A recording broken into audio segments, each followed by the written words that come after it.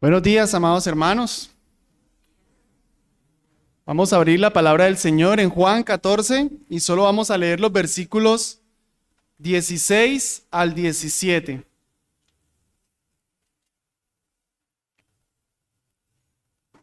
Juan 14, leemos solamente los versículos 16 y 17. Dice el Señor Jesucristo hablándole a los discípulos: Y yo rogaré al Padre, y os dará otro consolador para que esté con vosotros para siempre, el Espíritu de verdad, al cual el mundo no puede recibir porque no le ve ni le conoce, pero vosotros le conocéis porque mora con vosotros y estará en vosotros. Hermanos, estamos viendo una serie, la cual he titulado La diferencia de la morada del Espíritu entre el Antiguo y el Nuevo Testamento. Juan 14, 16 al 17, el texto que acabamos de leer, es muy importante para mostrarnos que hay un cambio. Desde el Antiguo al Nuevo Testamento hay un cambio en la morada del Espíritu. El Señor Jesucristo dijo que iba a rogar para que se diera otro consolador. Vale la pena aclarar aquí un pequeño paréntesis, que la palabra otro se refiere a uno de la misma clase. O sea que el Espíritu Santo y Cristo son uno. No es otro diferente, otro de una categoría menor, no, sino que es otro de la misma categoría, de la misma esencia. Es un texto crucial para la Trinidad. De hecho, dice otro consolador. Entonces, ¿quién era el otro consolador? El que había antes. Cristo mismo. Cristo mismo era el consolador. Él se va a enviar otro consolador para que esté en medio de vosotros para siempre. La palabra griega que se traduce aquí con significa en medio de vosotros para siempre. Noten que es una petición para algo que va a suceder después. En el versículo 17 dice que ese consolador es el Espíritu Santo, que el mundo no puede recibir porque no le ve ni le conoce. Pero como los discípulos sí lo conocen, porque dice, mora con vosotros, es una palabra diferente al con anterior. Este con se refiere junto a, alrededor de, y estará en vosotros. Notan, está al lado de ustedes, pero yo rogaré al Padre para que esté en medio de ustedes y Él estará en ustedes. O sea que, según este texto, hermanos, podemos ver que hay un cambio. Exactamente qué, no lo entendemos del todo, pero hay un cambio. Juan, acompáñenme ahora a Juan capítulo 7. Anteriormente había dicho algo muy significativo. Dice Juan, capítulo 7, versículo 38. El que cree en mí, como dice la Escritura, de su interior correrán ríos de agua viva. Esto dijo del Espíritu que habían de recibir los que creyesen en Él, pues aún no había venido el Espíritu Santo porque Jesús no había sido aún glorificado. ¿Lo notan? Cristo habla de que los que crean en Él recibirán el Espíritu Santo y declara explícitamente que el Espíritu Santo no había venido. ¿Qué se necesitaba para que el Espíritu Santo viniera? Que Cristo fuera glorificado. Está claro en el versículo.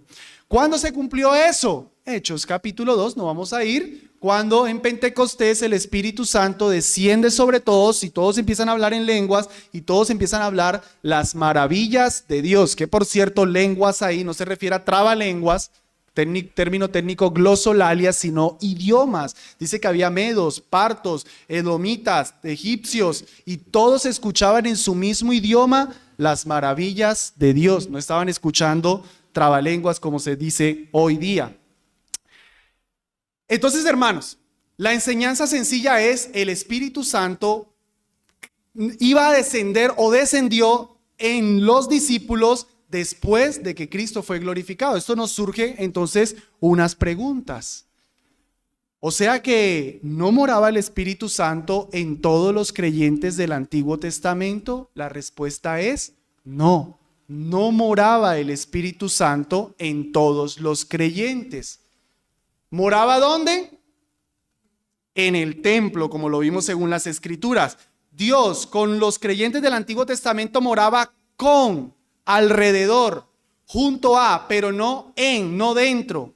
Cuando dice la Biblia en el Antiguo Testamento morar en medio del pueblo, es cuando Dios les manda a hacer el tabernáculo. Nuestra teología nos dice que el Espíritu Santo de la Trinidad es quien hace la obra de santificación. Entonces pareciera que quisiéramos dar a entender que entonces los creyentes del Antiguo Testamento eran santificados de una manera distinta. ¿Cómo eran santificados? Respuesta doble: con la regeneración, porque ellos también estaban muertos en delitos y pecados y Dios tenía que implantarles vida espiritual, y con la vida espiritual ellos podían tener una obra de santidad. Pero para crecer en esa obra de santidad, ¿cuál era el medio? No el Espíritu Santo dentro de ellos, sino el Espíritu Santo en el templo. El templo era el medio santificante para ellos. Y aquí es donde alguien bien me puede decir: hermano Jeffrey, pero la Biblia sí decía que el Espíritu Santo moraba en algunos, por ejemplo en Gedeón, por ejemplo en Saúl, por ejemplo en David. ¿Por qué estás diciendo que no moraba en todos?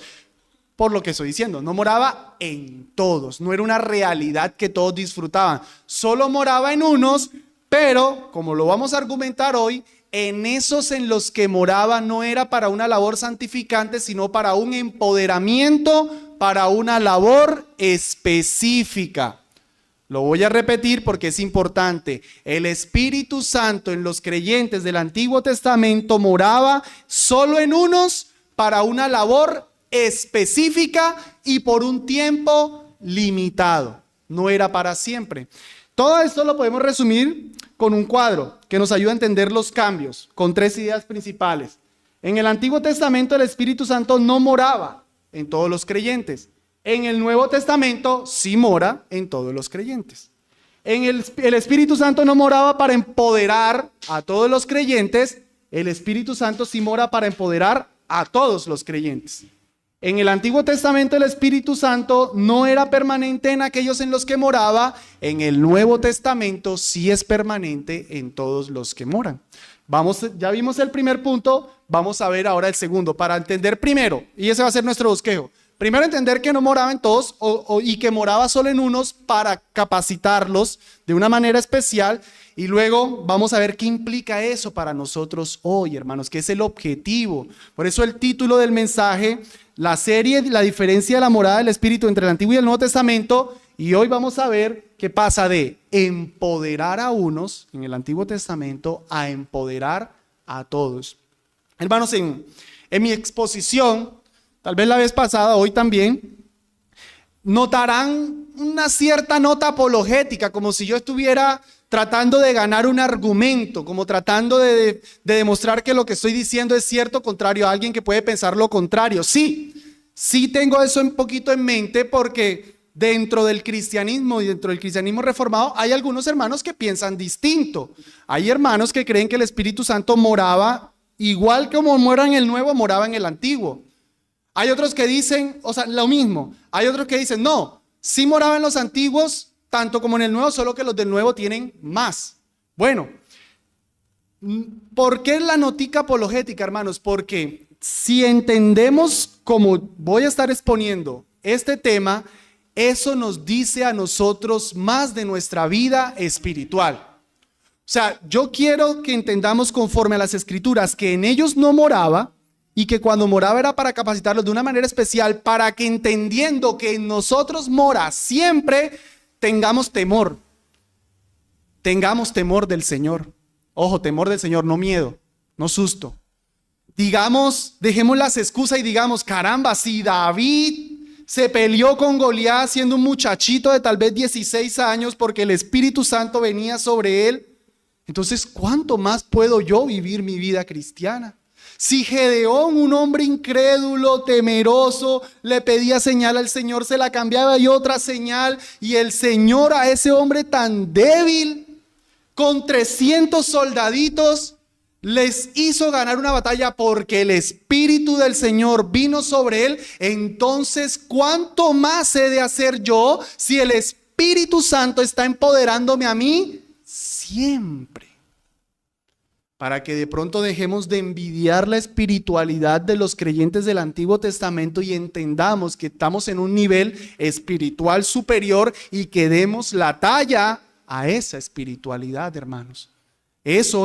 Por eso es mi notica apologética, no es tanto por ganar un debate, no, a mí no me interesa que ustedes salgan afirmando que sí o no es verdad lo que digo, sino que entendamos que el Espíritu Santo ahora morando en todos implica grandes cosas para nosotros hoy. Así que adentrémonos, hermanos, a ver cómo el Espíritu Santo moraba en algunos para empoderarlos en tareas específicas, eso en el Antiguo Testamento. Primero, ratificar un poco más que no moraba en todos. Dos ideas. Voy a leer una serie de textos, empezando desde Isaías 44:3, en los que el Espíritu Santo descendiendo sobre todos es profético, es algo del futuro. Escuchen, Isaías 44:3. Porque yo derramaré agua sobre el sedecal y ríos sobre la tierra árida. Mi espíritu derramaré sobre tu generación y mi bendición sobre tus renuevos. ¿Notan el lenguaje futuro del derramamiento del espíritu? Ezequiel 36, 26 al 27 dice: os daré corazón nuevo y pondré espíritu nuevo dentro de vosotros y quitaré de vuestra carne el corazón de piedra y os daré un corazón de carne. Regeneración, cambio. Y pondré dentro de vosotros mi espíritu y haré que andéis en mis estatutos y guardéis mis preceptos y los pongáis por obras. El Espíritu Santo siendo prometido futuramente. Joel 2, 28 al 29. Y después de esto derramaré mi espíritu sobre toda carne y profetizarán vuestros hijos y vuestras hijas, vuestros ancianos soñarán sueños y vuestros jóvenes verán visiones, y también sobre los siervos y sobre las siervas derramaré mi espíritu en aquellos días. ¿Dónde se cumplió todo esto, hermanos? Puntualmente en Pentecostés, Hechos capítulo 2, cuando llega el Espíritu Santo sobre todos, siervos, ancianos, hombres, mujeres, hablando las maravillas de Dios. Pedro interpreta ese hecho y dice, Hechos 2:16, mas esto es lo dicho por el profeta Joel, y en los postreros días, dice Dios, derramaré de mi espíritu sobre toda carne. Sigue la cita. O sea que Pedro está entendiendo que lo que sucede en Hechos 2, Pentecostés, es el cumplimiento del derramamiento del Espíritu. ¿Cuál es mi punto, hermanos? Si en el Antiguo Testamento el Espíritu Santo está siendo prometido como algo futuro, pero ya mora en todos ellos, pues ¿qué sentido tendrían esas profecías? Es como si a nosotros hoy, un profeta incluso de Dios, nos dijera: Iglesia de Barbosa, el Espíritu Santo será derramado sobre todos ustedes dentro de un mes, va a habitar dentro de todos ustedes. Pues yo le diría, ya habita. ¿Qué es la novedad? ¿Qué es lo que me estás profetizando? Si ya habita dentro de mí. Pero aquí se pone profético porque no era una realidad.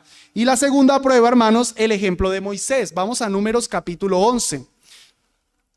Y estemos notando aquí en Moisés, más tarde vamos a regresar a este texto, el hecho del empoderamiento, de que el Espíritu Santo llega sobre ellos para hacer una labor de liderazgo. Números capítulo 11, desde el versículo 16 en adelante. Dice: entonces Jehová dijo a Moisés: reúneme 70 varones de los ancianos de Israel, que tú sabes que son ancianos del pueblo, y sus principales, y tráelos a la puerta del tabernáculo de reunión y esperen allí contigo. Y yo descenderé y hablaré allí contigo y tomaré del espíritu que está en ti y pondré en ellos y llevarán contigo la carga del pueblo y no las llevarás tú sola. Noten cómo se va a tomar del espíritu de Moisés y se va a poner en los 70 varones. Saltemos hasta el versículo 25. Dice: entonces Jehová descendió en la nube y le habló y tomó del espíritu que estaba en él, o sea en Moisés, y lo puso en los 70 varones ancianos, y cuando posó sobre ellos el espíritu, miren lo que pasa: profetizaron y no cesaron. Necesitaban líderes, viene el espíritu para que hagan esa labor, viene el espíritu, profetizan. Y había quedado en el campamento 2 varones, llamados el uno Eldad y el otro Medad, sobre los cuales también reposó el Espíritu. Entonces ellos están reunidos en el tabernáculo, pero por alguna razón otros que no estaban en el tabernáculo sino en el pueblo, también descendió el Espíritu sobre ellos. Estaban estos entre los inscritos, pero no habían venido al tabernáculo y profetizaron en el campamento. Y corrió un joven y dio aviso a Moisés y dijo: Eldad y Medad profetizan en el campamento. Entonces respondió Josué, hijo de Nun, y dijo: Señor mío Moisés, impídelos. Y Moisés le respondió: ¿tienes tus celos por mí? Ojalá todo el pueblo de Jehová fuese profeta y que Jehová pusiera su espíritu sobre ellos. ¿Notan el deseo de Moisés? Unos profetizaron, dice Moisés, ojalá. Y eso no fuera un asunto de solo Eldad y Medad, sino que fuera un asunto de todos. O sea que no era un asunto de todos. Y espíritu aquí, hermanos, se está refiriendo al Espíritu Santo, porque en ese último texto, en el versículo 29, dijo: y que Jehová pusiera su espíritu. Reina Valera lo tiene traducido en minúscula, pero es una referencia al Espíritu Santo. El término ruá, que es el término viento, que puede ser utilizado para el viento, puede ser utilizado para el espíritu humano o puede ser utilizado para el Espíritu Santo. Notan, hermanos, cómo entonces el Espíritu Santo llega aquí, profetizan, lideran, los capacita para una labor. Vamos a entender entonces más que sí, no era una realidad de todos, era una realidad de unos, pero que cuando llegaban esos unos los capacitaba para unas tareas. Me di el trabajo de buscar las referencias en las que apareciera el Espíritu Santo viniendo sobre una persona y por lo menos encontré 4 categorías. Vamos a analizar esas 4 categorías en las que cuando el Espíritu Santo venía implicaba ese empoderamiento, esa capacitación sobrenatural. Primera, los capacitaba para tener sabiduría en un arte. Vamos a Éxodo 31. Y esto parece algo como poquito irrelevante, ¿no? El Espíritu Santo viniendo sobre una persona para hacer un arte, hermanos. Miren, Éxodo 31, versículos 2 al 5.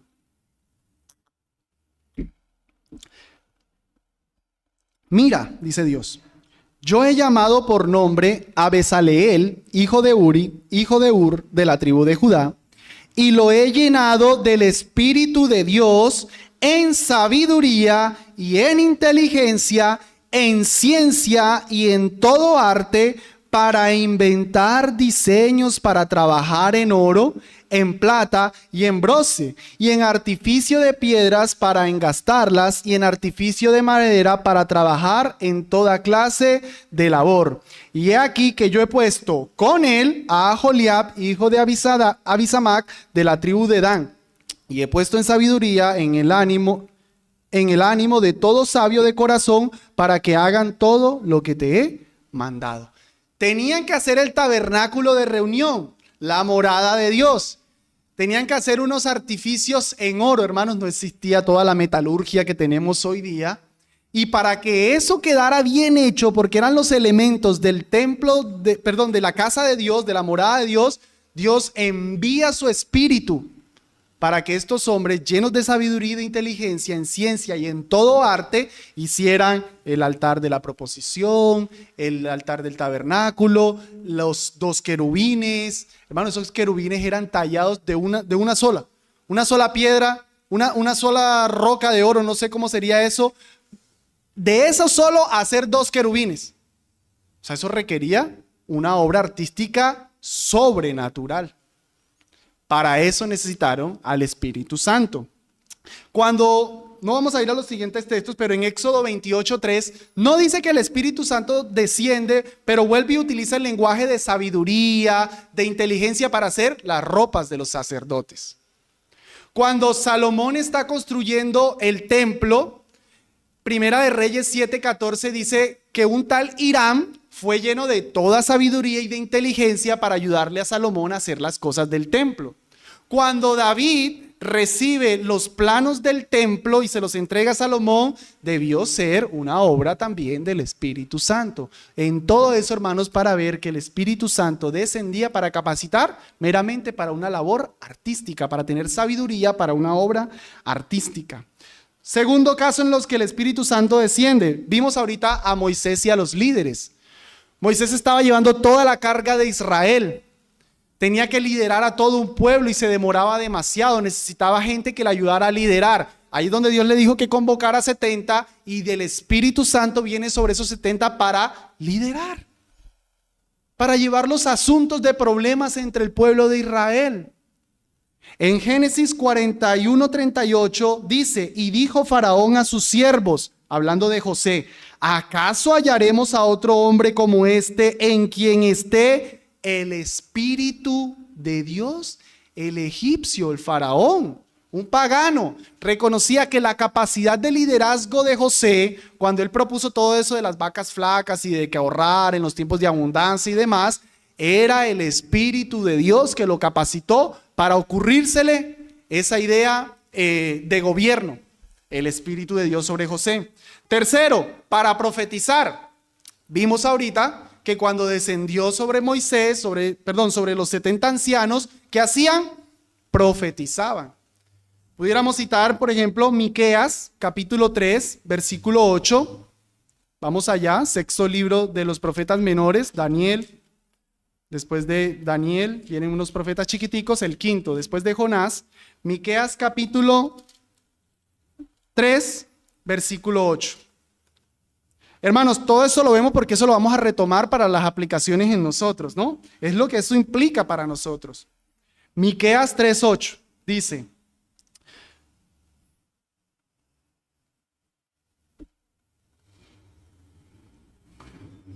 mas yo estoy lleno de poder del Espíritu de Jehová y de juicio y de fuerza para denunciar a Jacob su rebelión y a Israel su pecado. ¿Notan? Es llenura del Espíritu Santo para profetizar. Hay un caso bastante interesante, hermanos, en Números, capítulo 24, versículo 2, en el que el Espíritu Santo llega sobre el hermano Balaán. ¿Cierto? El hermano Balaán. Hermanos, Balaán era un hombre malvado. Es la historia donde lo contrata Balac para que él profetice contra Israel. Pero él, queriendo profetizar contra Israel, el Espíritu Santo descendía sobre él para que profetizara cosas buenas para Israel. Un pagano que va con toda la intención de maldecir al pueblo. Balaán es recitado una y otra vez en el Nuevo Testamento, principal en Apocalipsis, como una referencia de un hombre malo. Pero el Espíritu Santo descendió sobre él, ¿para qué? ¿Para volverlo cristiano? ¿Para transformarle su corazón? No, para profetizar, para empoderarlo para una tarea específica. Ese caso de Balaán es importante para algo con Saúl más adelante. Y el último caso, hermanos, en los que podemos ver el Espíritu Santo viniendo sobre personas es para empoderarlos para la batalla. Tener poder para la batalla. Y aquí en particular son los jueces. Jueces capítulo 3, versículo 10 dice que el Espíritu Santo descendió sobre Otoniel, sale a una guerra y conquista la guerra. El caso de Gedeón que les decía al principio, un hombre súper temeroso. Dice que el Espíritu Santo vino sobre Gedeón. Y en el caso de Gedeón, eso está doy solo la cita, Jueces capítulo 6, versículo 34. La idea del término hebreo es como que el Espíritu Santo se vistió a Gedeón. Es como que el Espíritu Santo es el que está actuando, pero Gedeón es lo que está sobre él. O sea que el que estaba actuando al llenar a Gedeón era el Espíritu Santo para hacer las obras que tenía que hacer de liberación al pueblo. 11:29, Jueces 11:29, el Espíritu Santo descendiendo sobre Jefté. Y Sansón, Jueces 13:25, el Espíritu Santo descendiendo sobre Sansón, manifestándose. Hermanos, Sansón no tenía una gran fuerza porque iba al gimnasio, no tenía una gran fuerza porque no bebía vino, ni siquiera porque tenía el cabello largo. Era el Espíritu Santo, el cabello largo era un medio. Pero lo que lo empoderaba no era el cabello, era el Espíritu Santo. La gran fuerza de Sansón era por la obra del Espíritu Santo para liberar a la nación de Israel contra los filisteos. Todo eso, hermanos, prueba entonces otra vez que cuando el Espíritu Santo venía sobre alguien, 4 cosas por lo menos se pueden ver. 1, para tener sabiduría para hacer un arte. 2, para gobernar, liderar. 3, para profetizar. Y 4, para ser empoderados para la batalla, para liberar al pueblo. Esto cuando moraba. Cuando se iba, porque moraba temporalmente, pero la eternidad de la morada lo veremos en 15 días, Dios mediante. Cuando se iba, no implicaba un tema de pérdida de salvación, sino que era un tema de ya cesó la tarea, ya se va. Acabó la capacitación, se va. Y aquí va a ser muy diciente el paradigma de Saúl y de David. Quiero que me acompañen, por favor, a primer libro de Samuel, capítulo 11. Y vamos a analizar cómo el Espíritu Santo llega sobre Saúl para hacer lo que tenía que hacer, para ser el rey, para gobernar a la nación de Israel. Primer libro de Samuel, capítulo 11, versículo 6. Dice: al oír Saúl estas palabras, el Espíritu de Dios vino sobre él con poder y él se encendió en ira en gran manera. Lo que escuchó es de la guerra que estaban haciendo los amonitas y que los amonitas estaban amedrantando al pueblo de Israel. Y ahí es donde por primera vez Saúl va a salir como un rey a defender a su pueblo. ¿Qué necesitó? El Espíritu Santo, dice el texto, en poder, para ir y destruir a los amonitas, al rey Saúl. Vamos ahora al capítulo 16, versículo 14. Yo creo que conocemos estos relatos. Primer libro de Samuel 16, 14. El Espíritu de Jehová se apartó de Saúl y le atormentaba un espíritu malo de parte de Jehová. Algunos entienden esto como que Saúl perdió la salvación. No, el Espíritu Santo vino sobre Saúl, lo ungió para capacitarlo como un rey, pero Saúl desobedeció al Señor, Dios lo rechazó y el Espíritu Santo le fue quitado. Ya no vas a ser más mi rey. ¿Qué sucedió justo antes de que el Espíritu Santo se fuera de Saúl? Miren el versículo anterior. Versículo 13. Y Samuel tomó el cuerno del aceite y lo ungió. ¿A quién? A David, en medio de sus hermanos. Y desde aquel día en adelante el Espíritu de Jehová vino sobre David. Se levantó luego Samuel y se volvió a Ramá. El Espíritu Santo llega sobre David para ungirlo como el rey, al niñito, muy probablemente 15 años, 16 años, capacitarlo el Espíritu Santo para gobernar a Israel y al mismo tiempo, más bien seguido, el Espíritu Santo se va del que era el rey. Lo que les estoy mostrando es que el Espíritu Santo irse era perder la capacitación para gobernar, para hacer todo lo que tenían que hacer. De ahí, hermanos, que cuando David ora en el Salmo 51, versículo 11, cuando él ha pecado con Betsabé, y él está confesando al Señor, él dice, escuchen lo siguiente, Salmo 51, 11, no me eches de delante de ti y no quites de mí tu Santo Espíritu. Algunos creen que David le está pidiendo a Dios que no le quite la salvación, que no quiere perder la salvación. No, David está pensando en Saúl. David sabe que el espíritu se fue de Saúl y el gobierno de Saúl se fue a pique. David ha pecado y David teme que Dios haga lo mismo con él. Le quite su Espíritu Santo, no quitarle la salvación, porque hemos visto que el Espíritu Santo en el Antiguo Testamento no era para temas de santidad, sino para empoderamiento en tareas específicas. David teme que le quiten el Espíritu, que Dios le quite el Espíritu y que pierda su reinado. Y su gobierno se vaya también a pique. No está pidiendo que Dios no le quite la salvación. Ya le había quitado el gozo. Devuélveme el gozo de tu salvación. Eso es lo que el pecado quita, no la salvación, el gozo. Espíritu noble me sustente. Ese espíritu apagado. Eso sí afecta el pecado.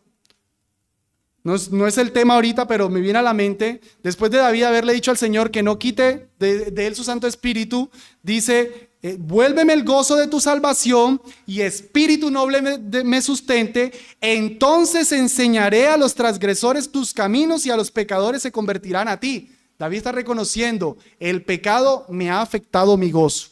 Señor, devuélveme el gozo para yo poder ser un siervo útil, para yo poder evangelizar y que las personas se conviertan. Hermanos, el pecado afecta nuestra influencia espiritual. El pecado afecta la obra del Espíritu Santo para ser de bendición a otros. Eso es lo que dice Timoteo, segunda de Timoteo 2:21, cuando dice, si alguno se limpia de estas cosas, será un instrumento útil, santificado al Señor. Si alguno se limpia de estas cosas, será un instrumento útil, provechoso para el Señor. David ha pecado, no va a perder su salvación, pero teme que Dios le quite el espíritu y pierda la capacidad de hacer todo lo que se requería como un rey. Así que, hermanos, tanto la morada del espíritu, en algunos era para capacitarlo en tareas específicas. Quitar el espíritu entonces era perder la capacitación para esas tareas específicas. Hasta aquí, hermanos, entender un poco cómo era el obrar del Espíritu Santo, la morada del Espíritu Santo en algunos en el Antiguo Testamento. Quiero leer una cita de un autor, Leon Wood. Curiosamente es uno de los que yo les decía que cree que el Espíritu Santo moraba igual en el Antiguo y el Nuevo Testamento. Él ante esta exposición, ante este análisis concluye, escuchen, los primeros 2 capítulos de un libro que él escribe han investigado cada ejemplo donde se dice que una o más personas del Antiguo Testamento han tenido una experiencia del Espíritu, ya sea viniendo o dejándolos. Después de analizar eso, dice él, la conclusión ha sido definida. Cada ejemplo se enfoca en un empoderamiento para una tarea sin ningún ejemplo que parezca referirse a algún asunto de renovación espiritual. Una persona que trata de probar lo contrario tiene que admitir que eso era lo que el Espíritu hacía. No morar para santificación, sino morar para capacitación. Para santificación tenían el templo, como lo vimos en la ocasión pasada. Ahora, hermanos, en el Nuevo Testamento vamos a ver que el Espíritu Santo mora en todos los creyentes para empoderarlos siempre.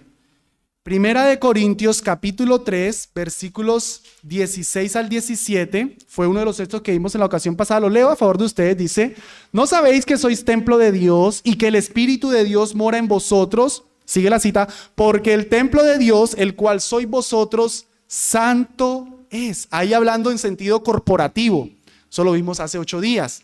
Específicamente en el capítulo 6, versículo 19, ahí sí, si no han llegado, sí vayan a 1 Corintios 6, 19 para verlo. Lo leemos de la propia Biblia. Dice el apóstol, pregunta retórica, la respuesta es obvia. ¿O ignoráis que 1 Corintios 6, 19. ¿O ignoráis que vuestro cuerpo es templo del Espíritu Santo, el cual está en vosotros, el cual tenéis de Dios y que no sois vuestros? Hermanos, ahora cada uno de nosotros es morada del Espíritu Santo. Como iglesia somos morada, pero particularmente cada uno de nosotros es morada. Esto está en total sintonía con lo que les decía que es algo que sucede después de la venida de nuestro Señor Jesucristo. Gálatas capítulo 4, versículo 4 dice, pero cuando vino el cumplimiento del tiempo, Dios envió a su Hijo, nacido de mujer y nacido bajo la ley. Ahí está la venida del Señor, para que redimiese a los que estaban bajo la ley, a fin de que recibiésemos la adopción de hijos. Y por cuanto sois hijos, o sea, por cuanto hemos creído, somos hijos, y porque somos hijos, Dios envió a vuestros corazones el Espíritu de su Hijo, el cual clama, Abba. O sea que el Espíritu Santo en nuestros corazones es una realidad que debemos gracias a la obra de nuestro Señor Jesucristo. Acompáñenme a Isaías capítulo 11. Yo sé, hermanos, que estamos viendo varios versículos, pero es que así toca hacer teología. La Biblia no podemos abrir el libro del Espíritu Santo. No es una teología sistemática. La Biblia toca tomar un texto de aquí, hacer comparaciones, sopesar los versículos para entender esta preciosa obra de la tercera persona de la Trinidad. Isaías capítulo 11, versículos del 1 al 2. Miren una profecía sobre Cristo. Saldrá una vara del tronco de Isaí, el papá de David, y un vástago retoñará de sus raíces. ¿Quién es ese? El Mesías, Cristo Jesús. Y reposará sobre él, sobre el Mesías, el Espíritu de Jehová. Miren este espíritu, hermanos. Espíritu de sabiduría y de inteligencia. Espíritu de consejo y de poder. Espíritu de conocimiento y de temor de Jehová. Todos descendiendo, todo ese Espíritu Santo sobre Cristo Jesús. En él, hermanos, toda la plenitud del Espíritu desciende. Y nosotros, en virtud de la unión con Cristo, bebemos de ese Espíritu. Eso es lo que nos dice 1 Corintios 12, 12 al 13. Que en él fuimos bautizados por un mismo Espíritu y a todos se nos dio a beber de un mismo Espíritu, dice la Biblia. O sea que nosotros bebimos de este Espíritu, hermanos. Del Espíritu de Cristo, del Espíritu Santo. Y me parece muy diciente, pero se pueden ver las 4 categorías que yo les hice ahorita de la morada del Espíritu Santo solo en Cristo. Dice que el Espíritu de Jehová, espíritu de sabiduría y de inteligencia. Eso es lo que se dijo para hacer las obras del tabernáculo.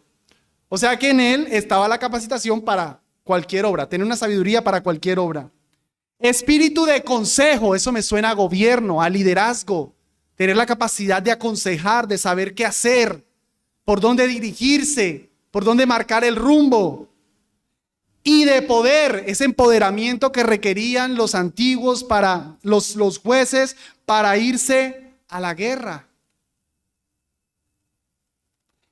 Y espíritu de conocimiento, profecía, el conocimiento del Señor. Pero se agregó uno, ahorita lo vamos a analizar, y de temor de Jehová. Eso va a tener que ver con la santificación que ahora el Espíritu Santo en nosotros sí hace. Hermanos, en el Nuevo Testamento el Espíritu Santo mora sobre todos nosotros en virtud de la unión con Cristo.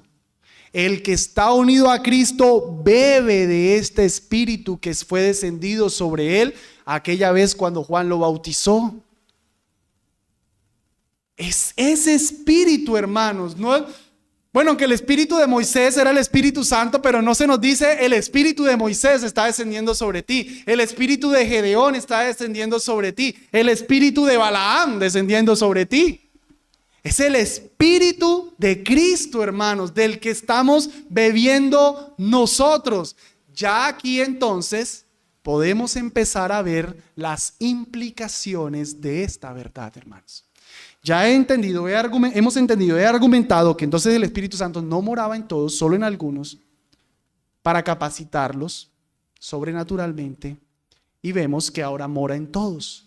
¿Qué implica eso para nosotros, hermanos? Aquí es donde se nos aterriza a la vida cristiana. Les enfatizaba que tenemos el Espíritu de Cristo. Voy a leer a favor de ustedes. Escuchen, Romanos 15:13 dice: y el Dios de esperanza os llene de gozo y paz en el creer, para que abundéis en esperanza por el poder del Espíritu Santo. ¿Cómo un creyente puede andar gozoso, puede tener paz y puede abundar en esperanza? Por el poder del Espíritu Santo empoderándonos a todos, hermanos.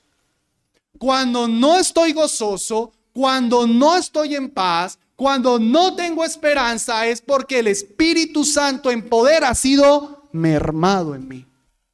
Pero si el Espíritu Santo mora en mí, yo tengo grandes herramientas para andar gozoso, para andar en paz y para andar en esperanza. Más que David, más que los profetas que hablaron de la segunda venida.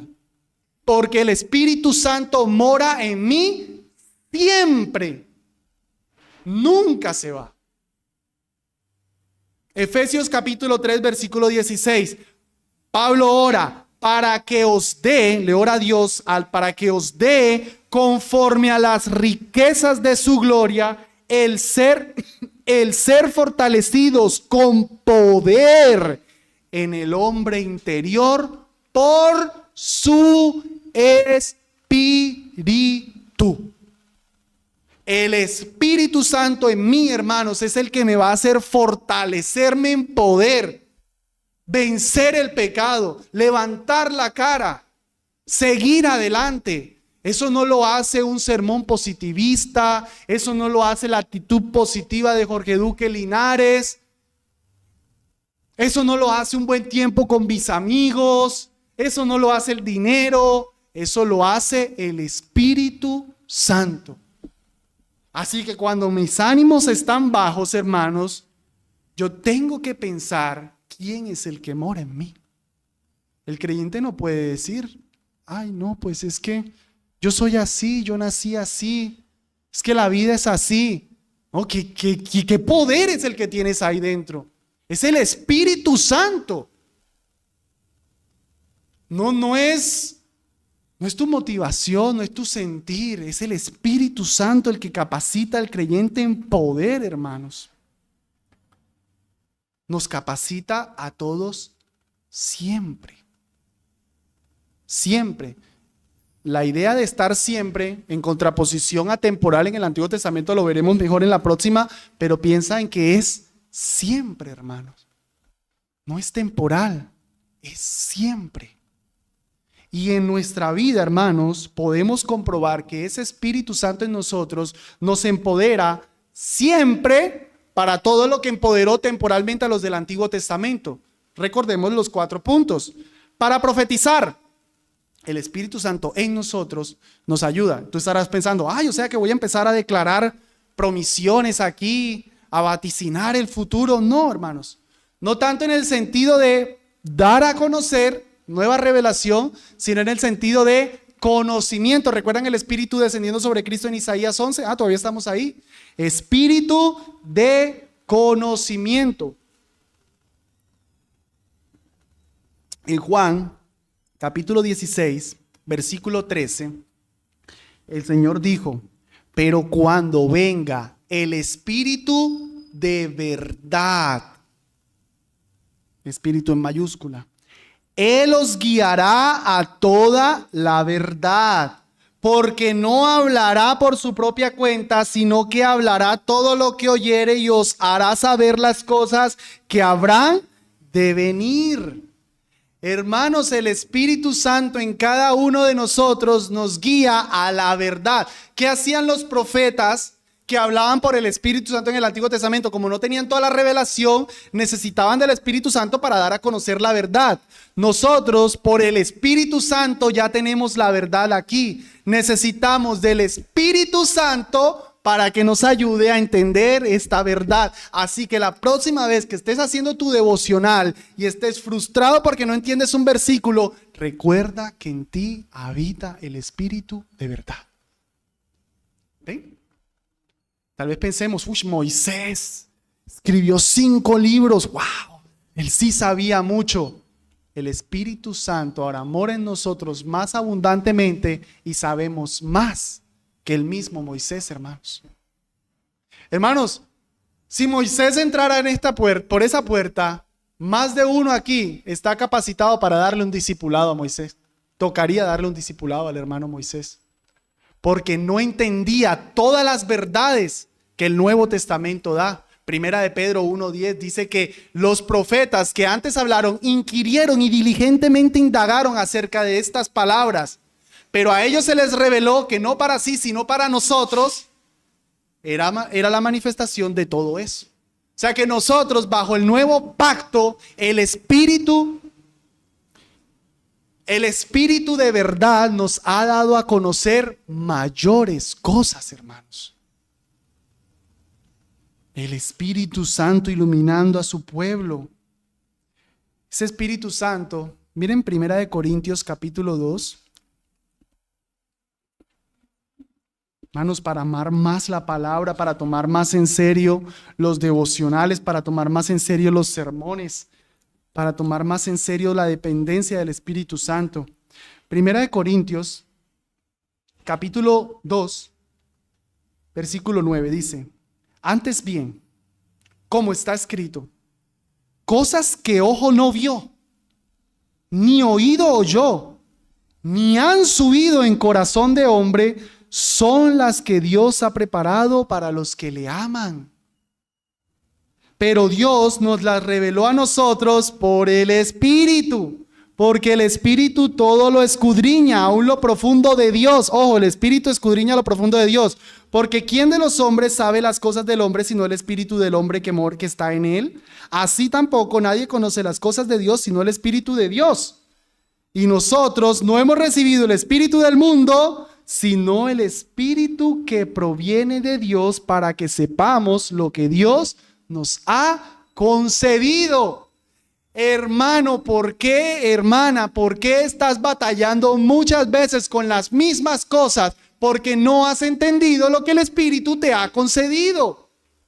No, pero es que si fuera como Elías y me revelara todo el Señor, aquí está, usa del Espíritu Santo, ve a la Biblia y entiende lo que el Señor te ha dado. Ahora el Espíritu Santo morando en nosotros nos ha revelado más. Tenemos riquezas, hermanos, para vivir la vida cristiana. ¿Ven las implicaciones de tener la morada del Espíritu Santo siempre en nosotros? Mayor profecía, mayor conocimiento de Dios, por tanto, mayores herramientas para vivir la vida cristiana. De la sabiduría, hermanos. Recuerden que sabiduría para todo arte. Ahí mismo en el versículo 13. Lo cual también hablamos. No como palabras enseñadas por sabiduría humana, sino con las que enseña el Espíritu, acomodando lo espiritual a lo espiritual. Muchos son los textos de la Biblia en los que vemos que el creyente hoy goza de sabiduría por el Espíritu Santo. Hermanos, necesitamos depender más del Señor, rogarle más al Señor que nos dé más sabiduría para la vida cristiana, y la tenemos. ¿No ve que tenemos el Espíritu Santo morando en nosotros? Tal vez alguno me dirá: pero hermano Jeffrey, a Joliab y a ellos era para hacer unas piezas artísticas, y para nosotros también. Hermanos, la teología enseña que es la obra del Espíritu Santo la que hace que este mundo sea cada vez mejor, cada vez más bonito. ¿Quién era el que estaba en el puro inicio empollando la tierra, rodeando la tierra? El Espíritu Santo. La tercera persona de la Trinidad, en la misma creación, lo que estaba haciendo era como empollándola, desarrollándola. Hermanos, una correcta concepción de la morada del Espíritu Santo en mí me debe empoderar para hacer todo lo que yo hago en la vida diaria. Todo, hermanos. Todo lo que yo hago como estudiante, como profesor, como papá, como esposa, todo. Debo saber que el Espíritu Santo en mí me da la sabiduría para hacerlo mejor. Criar hijos.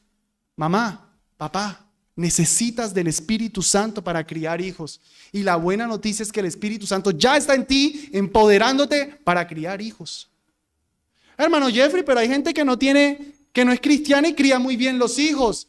Pero si eso lo puede hacer un impío, entonces ¿cuánto más tú? Por cierto, ¿qué es criar ahí? Seguramente me van a decir, le dio sustento y le dio comida y estudios. Pues eso lo hacen los animales.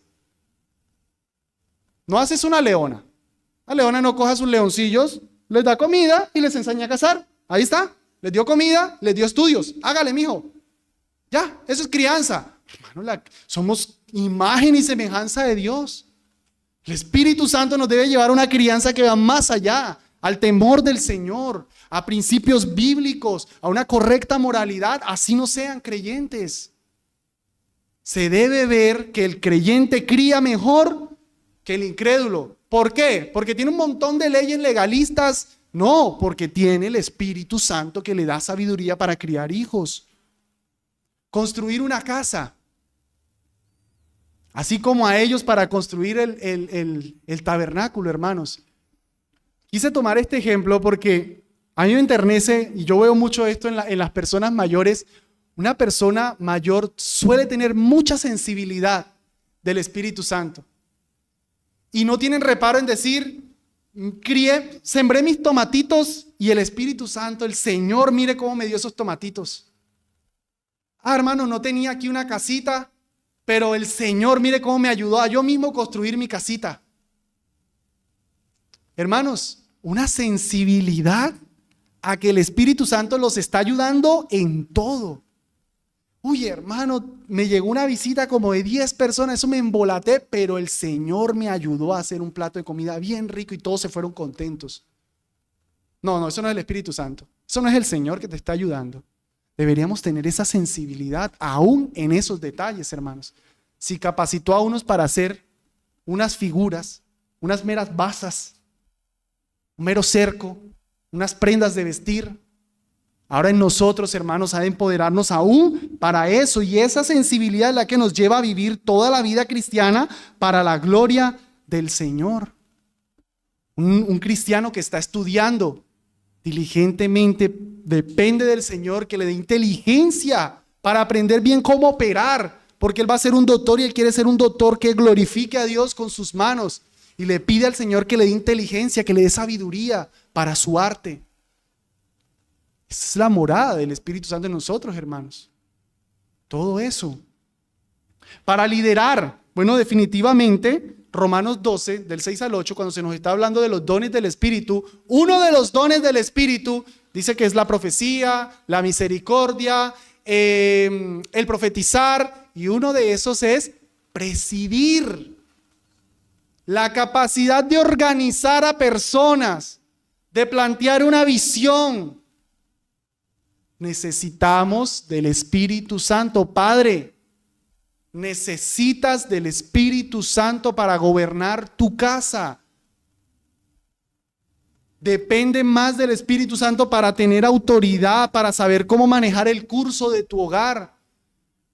Cuando simplemente vieron a José decir, no, pues en los tiempos de abundancia ahorremos para los tiempos de escasez, dijeron impíos. ¡Wow! ¿Dónde hay el Espíritu de Dios así? Impíos, hermanos. Que cuando tu esposa, tus hijos te vean, bueno, tenemos tiempos de abundancia, vamos a ahorrar, vamos a hacer esto, tus hijos digan, wow, ¿cómo afecta el cristianismo a mi papá? ¿Qué espíritu del Señor en él? ¿Qué sabiduría? Que la esposa lo alabe, porque lidera.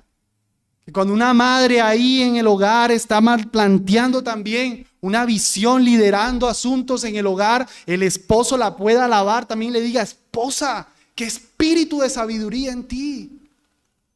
Que los hijos puedan tranquilamente decir, mi papá o mi mamá me dijeron que no y sé que es lo mejor porque qué espíritu de sabiduría en ellos. Eso es el Espíritu Santo en nosotros, hermanos. Siempre, no temporal, siempre, para tener poder. Dice 2 de Timoteo 1:7, no nos ha dado Dios espíritu de cobardía, sino de ¿qué? De poder, de amor y de dominio propio.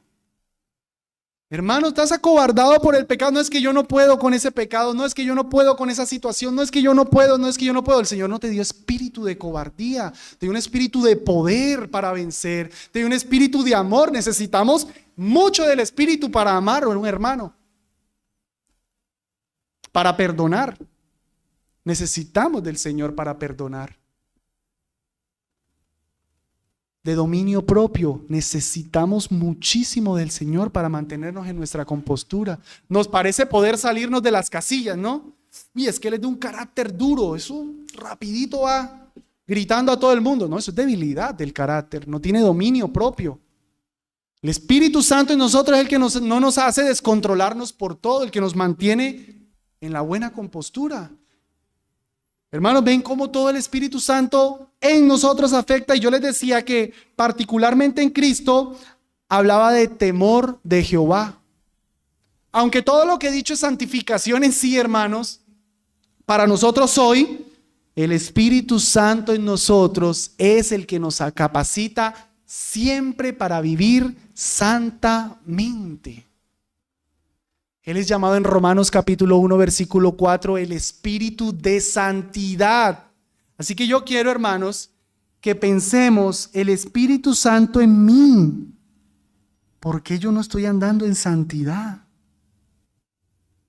¿Qué está pasando conmigo? No tengo excusas, hermanos. Dice que nos está transformando de gloria en gloria por la misma imagen como por el Espíritu del Señor. Cada día parecernos más a Cristo, el Espíritu Santo en nosotros. No tenemos excusa para perseverar en el pecado. Bueno, hermano Jeffrey, pero si todo eso es cierto, ¿por qué no siempre vivimos en tanto poder? Aquí viene una clave. ¿Recuerdan el abandono? A nosotros no nos abandona, pero el pecado sí reduce el poder del Señor en nosotros. El pecado merma ese poder del Espíritu Santo en el creyente. Por eso se habla, Efesios 4:30, no entristezcáis al Espíritu Santo. Por eso se habla en Primera de Tesalonicenses, no apaguéis el Espíritu Santo. ¿Qué es lo que hace eso? Solo una cosa, el pecado. Porque en la santidad tenemos responsabilidad, hermanos. El Espíritu Santo, cuando nosotros estamos pecando, pierde esa influencia en nuestra vida. Ojo, no es que Él pierde el poder en sí, no, Él es Dios. Y de hecho es tan Dios que cuando perseveramos en nuestro pecado, hará lo que sea para santificarnos.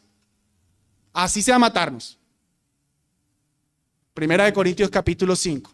Entréguenle a Satanás a fin de que el espíritu sea salvo. ¿Sí? A fin de que el espíritu se salve en el día del Señor. Que el cuerpo se destruya, pero que el espíritu se salve. Una persona que estaba perseverando en inmoralidad sexual, lo mata el Señor, con tal de que el espíritu se salve. Y el cuerpo que se pierda, que vea corrupción. El Espíritu Santo está comprometido con nuestra santidad, hermanos. Nadie más está comprometido con nuestra santidad, ni yo. Estoy comprometido tanto con la santidad de esta iglesia como el Espíritu Santo. Gloria a Dios. Y Él hará lo que sea para santificarnos.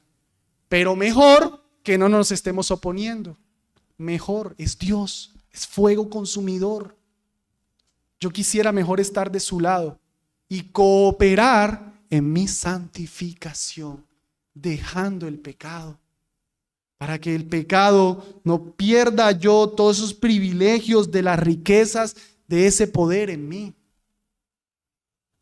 Hermanos, en Lucas capítulo 4, Sarita, si lo tienes lo puedes mostrar en pantalla. En Lucas capítulo 4, versículo 14, ya voy acabando. Nuestro Señor Jesucristo, dice el texto, volvió, miren, y Jesús volvió en el poder del Espíritu a Galilea. Y está Cristo en el poder. ¿Quién me puede decir qué hubo antes de eso? ¿Saben qué hubo antes de eso? Las tentaciones. Gloria al Señor. Cristo resiste la tentación con la palabra y sale en el poder del Espíritu Santo. Nosotros queremos el poder del Espíritu Santo y estamos pecando. No, hermanos. El mismo Señor nos los enseña. El mismo diablo, firme en la palabra, resistió el pecado, dijo no al Satanás. Ahí sale en el poder del Espíritu Santo. Pero ¿cuál poder, hermanos? Para criar hijos, para plantar un huerto, para trabajar, para entender la palabra del Señor, para liderar en mi hogar, para hacer todos mis asuntos si yo ando en pecado. ¿Cuál poder?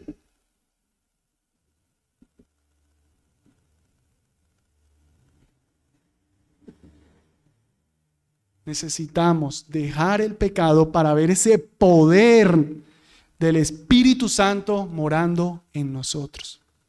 Quiero acabar, hermanos, Dando de una manera práctica entonces, listo, dejar el pecado, pero ¿cómo crezco en el poder? Esa es la vida cristiana, ¿no? Dejo el pecado, ¿ok? ¿Y cómo crezco en el poder? Alguna vez se lo había dado, las siglas BOA. Me gusta la sigla BOA porque se relaciona con ¿qué? ¿Qué es una boa? Una serpiente. Entonces, mnemotécnicamente veo la relación. ¿Cómo dejar el pecado? ¿Cómo luchar contra el pecado? BOA. Biblia, oración y acción. La palabra del Señor, hermanos, la necesitamos. Necesitamos ir ahí, que el Espíritu de verdad me diga las realidades que yo tengo, que me ayude a entender la palabra del Señor. Oro al Señor para que me ayude a resistir la tentación, para que me ayude a batallar con el pecado. Y me quedo ahí. Me voy para los prostíbulos allá porque ya yo leí la Biblia, ya oré bastante, entonces venga y me chanto aquí todo el día. No, evito eso. No es que estoy confiando más en mis fuerzas, sino que estoy entendiendo que al Señor no le agrada y entonces lo evito. Las tres cosas, hermanos. No nos quedamos meramente en el misticismo de la oración, sino que también actuamos. Porque el Espíritu Santo está obrando en poder en nosotros, hermanos, para santificarnos, para vivir todas las esferas de nuestra vida cristiana, pero necesitamos dejar el pecado para ver ese poder del Espíritu Santo en nosotros. Y yo quiero acabar diciéndole al amigo que nos visite hoy, Romanos capítulo 8, versículo 9, termina diciendo, dice Pablo, mas vosotros, bueno, y realmente le habla al pueblo de Dios, no vivís según la carne, sino según el Espíritu, si es que el Espíritu de Dios mora en vosotros. Y si alguno no tiene el Espíritu de Cristo, no es de él. Si vives conforme a la carne, si ese es el principio rector en tu vida, el Espíritu Santo no mora en ti. Y si el Espíritu Santo no mora en ti, lo único que te espera es castigo eterno porque no eres de Cristo. Pero si te das cuenta del pecado de inmoralidad sexual, de mentira, de pleito, envidias, idolatría, avaricia, y sabes que ese es tu pecado constante y lo amas más que a Cristo, no eres de Cristo. Y el Espíritu Santo no mora en ti, no tienes poder para luchar contra ese pecado. Ánimo, qué chévere que salgas de aquí y quieras dejar todos esos pecados, pero solo el poder del Espíritu Santo te puede ayudar a dejar el pecado. Y para tener ese poder necesitas creer en Cristo Jesús. Ven a Cristo hoy y ten al Espíritu Santo dentro de ti y Él te capacitará para dejar el pecado. Él te ayudará. Oramos a ti, oh Dios bendito, reconociendo y dando gracias por la morada del Espíritu Santo en nosotros. Señor, es tu poder en nosotros, es ese espíritu de sabiduría, de conocimiento, de temor de Jehová. Es un espíritu todo suficiente, soberano. Es tu espíritu, oh Dios. Eres tú, oh Espíritu Santo. Ayúdanos a dejar el pecado, Dios, para disfrutar de este poder del Espíritu Santo. Ayúdanos, oh Señor, a ser más santos. Ayúdanos a entender más las verdades que tú tienes para nosotros. Y ayúdanos a salir de la tentación. Tú nos enseñaste a orar. Líbranos de la tentación. Líbranos, oh Dios, te lo pedimos por Cristo Jesús. Amén.